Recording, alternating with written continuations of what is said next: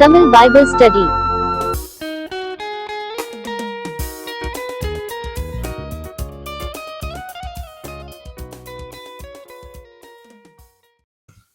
ஹல்லேலூயா. 1 Samuel புஸ்தகம் 29ஆம் அதிகாரம். 1 Samuel 29. அதிகாரத்துல தாவீது பெலிஸ்திய ராஜாட்ட போய் அடைக்கலமா இருந்ததை பார்த்தோம். இங்க இஸ்ரவேலுக்குள்ளார பாதுகாப்பு இல்லாததான சூழ்நிலை அவனுக்கு காணப்பட்ட பொழுது அவனை கொல்ல பார்த்த பொழுது அவன் பெலிஸ்திய ராஜாவிடத்திலே போய் அவன் அடைக்கலமானதை நம்ம பார்க்கிறோம். அவனிடத்துல ஒரு நல்ல பெயர் அவனுக்கு கிடைச்சது. அந்த சூழ்நிலையில பார்த்தீங்கன்னா அவன் ஒரு யுத்தம் ஸ்டார்ட் ஆகுது. போன அதிகாரத்துல அதான் பார்த்தோம். பெலிஸ்தர் இஸ்ரவேலுக்கு விரோதமா யுத்தம் பண்ணுகிறதற்கு என்ன பண்றாங்க, கூட்டம் கூடுறாங்க. இதுதான் போன அதிகாரத்துல நம்ம பார்த்தது. இப்ப 29ஆம் அதிகாரம். பெலிஸ்தர் தங்கள் சேனைகளை எல்லாம் ஆப்பேக்கிலே கூடி வர செய்தார்கள். இஸ்ரவேலர் இஸ்ரேலில் இருக்கிற துறவண்டையில பாளையம் இறங்கினார்கள். அப்போது பெலிஸ்தரின் அதிபதிகள் 100ம் 1000மான சேர்வைகளோடே போனார்கள். அதாவது 100ம் 1000ம்னா அந்த குரூப் ஆஃப் பீப்புளை குறிக்குது. எப்படி ரோமருடைய ராஜ்யத்துல லேகியோன் அப்படின்ற வார்த்தையெல்லாம் கேள்விப்பட்டிருப்பீங்களா? அப்படி 100க்கு அதிபதி, 1000க்கு அதிபதி, அப்புறம் 10,000க்கு அதிபதிகள். இப்படி பார்த்தீங்கன்னா அந்த சேனைகள் அப்படி அப்படியே பிரிஞ்சிருக்கும். அதுக்கு ஒவ்வொன்றுத்துக்கும் தலைவர்கள் காணப்படுவாங்க. அதே போல சேர்வைகள் அப்படின்றது அந்த மிலிட்ரியில காணப்படுகிறதான அந்த கூட்டம். அப்போ 100ம் 1000மான சேர்வைகளோட போனார்கள். தாவீதும் அவன் மனுஷரும் ஆகீஸோடே பின்தண்டிலே போனார்கள். அப்ப ராஜாவும் தாவீதும் அவனுடைய மனுஷர் எல்லாரும் பேக் சைட்ல இருக்காங்க அந்த ஆர்மியில. அப்பொழுது பெலிஸ்தரின் பிரபுக்கள் இந்த எபிரேயர் எண்ணத்திற்கு என்றார்கள். ஆகீஸ் அவர்களை பார்த்து, இஸ்ரவேலின் ராஜாவாகிய சவுலின் ஊழியக்காரனாய் இருந்த இந்த தாவீது இத்தனை நாட்களும் இத்தனை வருஷங்களும் என்னோடே இருக்கவில்லையா? இவன் என்னிடத்தில் சேர்ந்த நாள் முதல் இந்நாள் வரைக்கும் ஒரு குற்றமும் நான் இவனிடத்தில் கண்டுபிடிக்கவில்லை என்றான். அப்ப ஒரு சின்ன டிஸ்பியூட் அங்க உண்டாகுது. என்னன்னா, இவன் எபிரேயன், இஸ்ரவேலன். என்ன இருந்தாலும் நமக்கு சத்ருவாக காணப்பட்டவன். இன்னைக்கு நமக்கு ஃப்ரெண்டா நம்மோடு கூட அவன் காணப்பட்டாலும் இப்ப அவனுடைய ஜனங்களுக்கு விரோதமாக நம்ம யுத்தம் பண்ண போகிறபடினால எப்படி வேணாலும் சிச்சுவேஷன் மாறலாம் அப்படின்ட்டு அந்த பிரபுக்கள் என்ன பண்றாங்க. பிரபுக்கள்னா நீங்க எப்படி எடுக்கலாம் அப்படின்னா, இவர்கள்லாம் சில இதில் பார்த்தீங்கன்னா பிரின்சஸ்ன்னு போட்டிருக்கோம். எல்லா அந்த ராஜகுமாரர்கள் அல்லது அப்படிப்பட்டதான வம்சத்துல வந்ததான அந்த ராயல் பீப்புள், அவங்க தான் பிரபுக்கள். அவர்கள் இப்படி ராஜாக்கு விரோதமாக, அதாவது தாவீதுக்கு விரோதமாக ராஜாவின் இடத்துல இந்த காரியத்தை கொண்டு வருகிறார்கள். ராஜா இதுக்கு பதில் சொல்றான். 4வது வசனம். அதனால் பெலிஸ்தரின் பிரபுக்கள் அவன் மேல் கடும் கோபமாகி, யார் மேலனா ராஜா மேலேயே கடும் கோபமாகி அவனை பார்த்து, இந்த மனுஷன் நீர் குறித்த தன் இடத்திற்கு திரும்பி போகும்படிக்கு அங்கே அவனை மறுபடியும் அனுப்பிவிடும். யுத்தத்தில் இவன் நமக்கு சத்ருவாய் இராதபடிக்கு இவன் நம்மோடே கூட யுத்தத்திற்கு வர வேண்டியதில்லை. இவன் எதினாலே தன் ஆண்டவனோடே ஒப்புரவாவான்? இந்த மனுஷருடைய தலைகளினால் அல்லவா? அதாவது இந்த யுத்தம் ஸ்டார்ட் ஆச்சு அப்படின்னா எப்படி இந்த தாவீது திரும்பவும் சவுலோடு கூட ஒப்புரவாவான்? இந்த பெலிஸ்தருக்கு விரோதமாக எழும்பி அவர்களை வெட்டி கொண்டு என்ன பண்ணலாம், திரும்பவும் சவுலோடு கூட நல்ல பெயர் எடுக்கலாம் அப்படின்ட்டு என்ன பண்றாங்க, அவர்கள் சந்தேகப்படுகிறார்கள். அந்த பாயிண்ட் அவங்க சொல்றது மாத்திரமல்ல, அதுல ரொம்ப வைராக்கியமாக அவர்கள் காணப்படுறாங்க. சவுல் கொன்றது 1000, தாவீது கொன்றது 10,000 என்று இந்த தாவீதை குறித்து அல்லவோ ஆடி பாடினார்கள் என்றார்கள். அதெல்லாம் ஞாபகம் வச்சிருக்காங்க. அதெல்லாம் பாயிண்ட் அவுட் பண்ணி பேசுறாங்க. அப்போது ஆகீஸ் தாவீதை அழைத்து, நீ உத்தமன் என்றும் நீ பாளையத்தில் என்னோடே போக்கும் வரத்துமாய் இருக்கிறது என் பார்வைக்கு நல்லது என்றும் கர்த்தருடைய ஜீவனை கொண்டு சொல்லுகிறேன், நீ என்னிடத்தில் சேர்ந்த நாள் முதல் இன்றைய வரைக்கும் நான் உன்னில் ஒரு பொல்லாப்பும் காணவில்லை. ஆகிலும் பிரபுக்களில் பார்வைக்கு நீ பிரியமானவன் அல்ல. தாவீதை கன்வின்ஸ் பண்ணி தாவீதை திரும்ப அனுப்புறதுக்காக ஆகீஸ் ராஜா அந்த பெலிஸ்தியருடைய ராஜா தாவீதிட்ட பேசுறாரு. அப்போ அவர் சொல்லும் பொழுது, நீ உத்தமன், நீ என்னோடு கூட போக்குவரத்துமாய் காணப்பட்ட நாட்களில அது நன்மையாய் அது காணப்பட்டது என்று கர்த்தருடைய ஜீவனை கொண்டு சொல்லுகிறேன் அப்படின்றார். போன அதிகாரத்துல நம்ம பார்த்தோம், சவுல் கர்த்தரை விட்டு விலகின பின்பும் கர்த்தருடைய பெயரை நாமத்தை பயன்படுத்துகிறதை நம்ம பார்த்தோம். போன அதிகாரத்துல 10வது வசனத்துல நீங்க அதை பார்க்க முடியும். கர்த்தருடைய ஜீவனை கொண்டு அவன் பேசுகிறேன் என்று சொல்றதும், அவன் வந்து கட்டளை இடுகிறதும் இப்படி எல்லாம் நம்ம பார்க்கிறோம். கர்த்தருடைய நாமத்தை சொல்லி ஆசீர்வதிக்கிறதெல்லாம் கூட நம்ம பார்க்கிறோம். அப்ப இந்த இடத்துல வந்து பெலிஸ்திய ராஜா, பெலிஸ்தியர்களுக்கு எபிரேயர்களுடைய தேவன் யாரு, அவருடைய பெயர் என்னன்னு தெரியும். எபிரேயர்களுடைய தேவனுடைய பெயர் வந்து கர்த்தர் என்பதை அவர்கள் அறிந்திருந்தபடினால இந்த இடத்துல கர்த்தருடைய ஜீவனை கொண்டு நான் சொல்லுகிறேன் என்று என்ன பண்றான், ஆகீஸ் ராஜா சொல்றார்.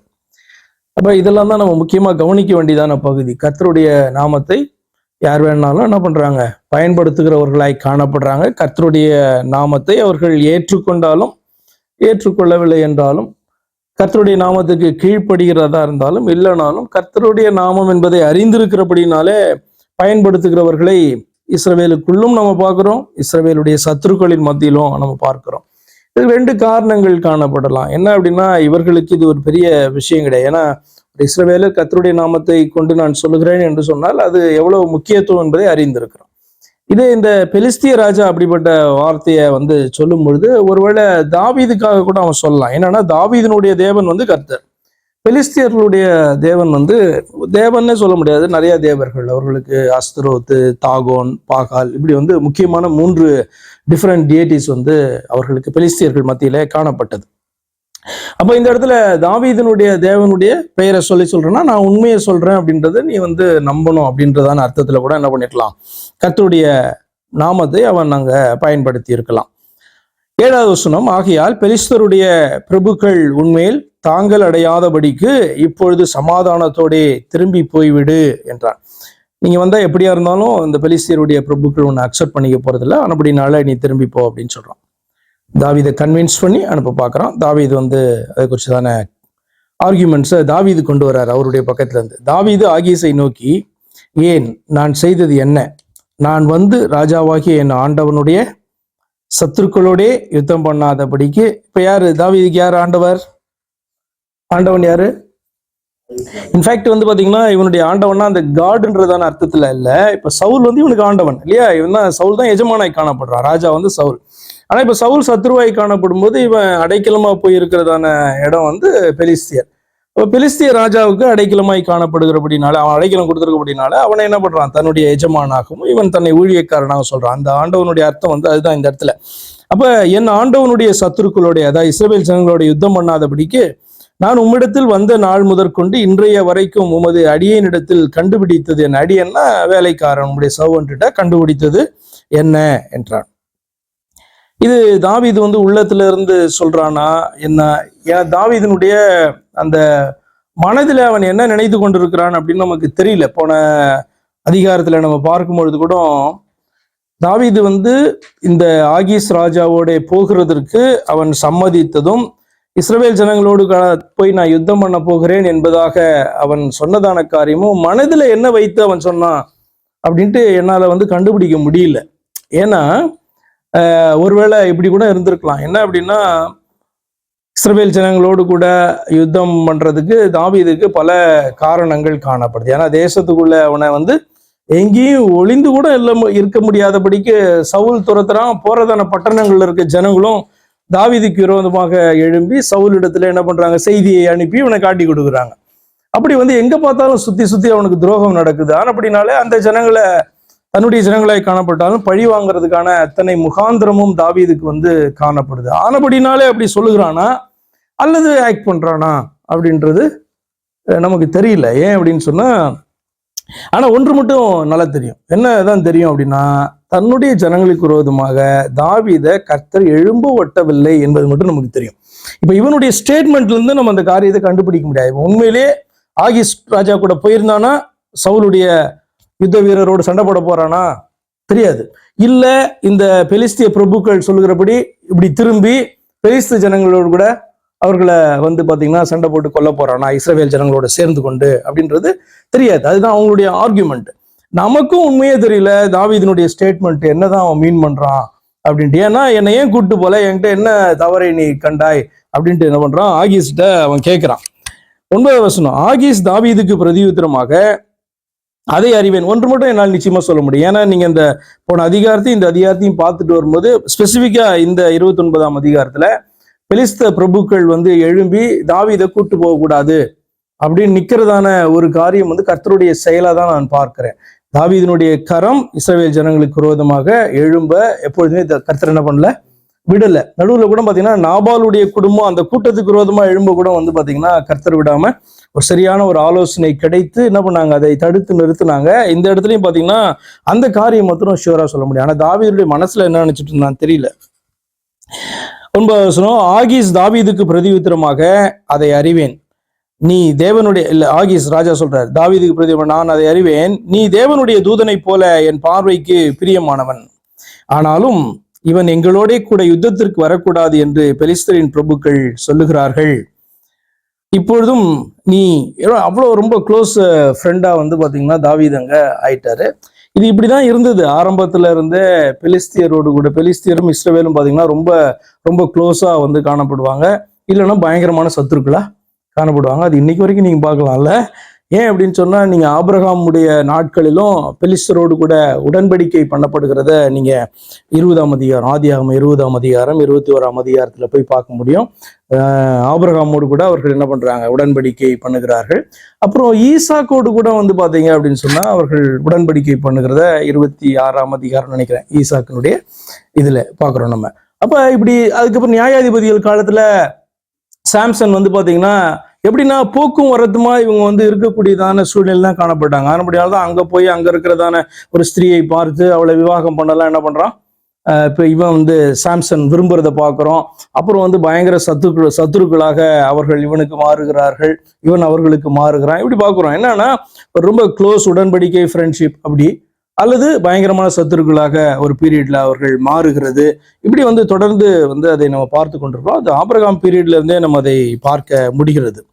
ஏன் அப்படின்னா அந்த உங்களுக்கு தெரியும், இந்த கேராருடைய ராஜா வந்து சாராளை வந்து பிடிச்சிட்டு போயிடுவான் இல்லையா, அவ அழகா இருக்கிறான்னு பிடிச்சிட்டு போயிடுவான்.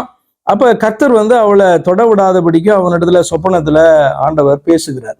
அப்ப வந்து அவளை ரிலீஸ் பண்ணதுக்கு அப்புறம் அந்த ராஜா வந்து இவன் ஆபிரகாமோடு கூட ஒரு உடன்படிக்கை அவன் செய்கிறது நீங்க பாப்பீங்க. நான் நினைக்கிறேன் 20-21ஆம் அதிகாரத்துல அது காணப்படும். அதே மாதிரி ஈசாக்கினுடைய காலத்திலும் அவர்கள் வந்து பாத்தீங்கன்னா வந்து ஈசாக்கோடு கூட உடன்படிக்கை அவர்கள் பண்ணுகிறார்கள். அந்த இதெல்லாம் தோண்டிய துறவுகளை எடுப்பான், சண்டை போடுவாங்க.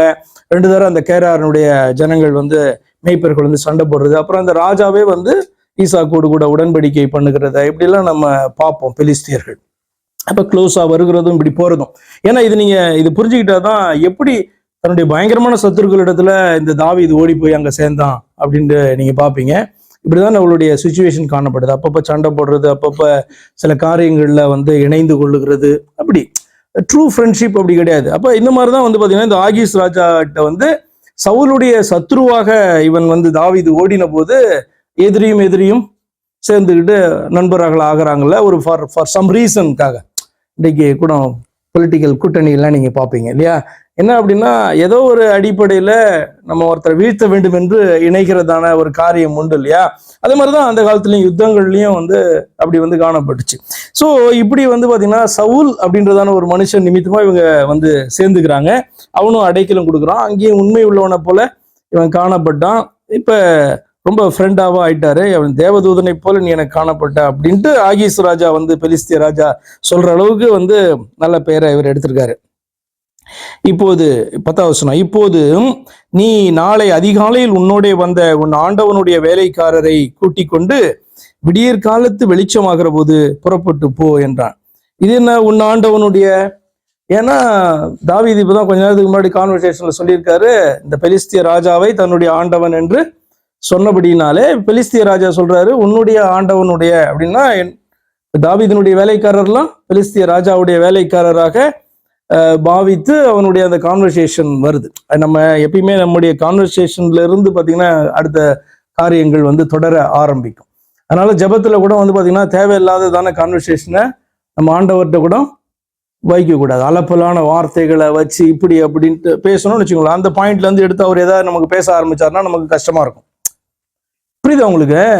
ஏன் அப்படின்னா அந்த வார்த்தைகள்லாம் ரொம்ப ரொம்ப முக்கியமான வார்த்தைகள். இவன் வந்து அவனை பார்த்து நீர் என்னுடைய ஆண்டவன், நான் உன்னுடைய அடியான் அப்படின்னு சொல்லும் போது அவன் அந்த பாயிண்ட்ல இருந்து என்ன பண்றான், எடுத்து ஃபேக்ட் தான் இருந்தாலும், இல்லைன்னா அந்த வார்த்தையை அவன் சொல்லியிருக்க வேண்டிய அவசியம் கிடையாது. உன் ஆண்டவனுடைய வேலைக்காரரோட என்ன பண்ண, வேலைக்காரரை கூட்டிக் கொண்டு விடியற் கால வெளிச்சத்துல வெளிச்சமாகிற போது புறப்பட்டு போ அப்படின்ட்டு என்ன பண்றான் தாவீதுக்கு சொல்றாரு அந்த ராஜா.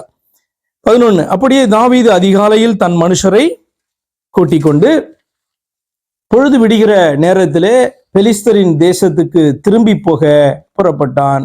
பெலிஸ்தரோவெனில் இஸ்ரேலுக்கு போனார்கள். அவர்கள் அந்த யுத்தம் செய்கிறதற்கு அவர்கள் தொடர்ந்து பெலிஸ்தர் போறாங்க. ஆனா எக்ஸ்க்ளூடிங் தாவீதும் அவனோடு கூட இருந்ததான அந்த ஜனங்க 600 பேர் வந்து விட்டுட்டு அவங்க ரிட்டர்ன் போறாங்க. இவங்க வந்து அங்க போறாங்க. அது பெலிஸ்தருக்கும் சேஃபு, தாவீதும் வந்து இஸ்ரவேல் ஜனங்களுக்கு விரோதமா வந்து நிக்காதபடிக்கு கர்த்தர் அந்த இடத்துல பாதுகாத்து கொண்டார். சரி, ஏதாவது கேள்வி இருக்கா?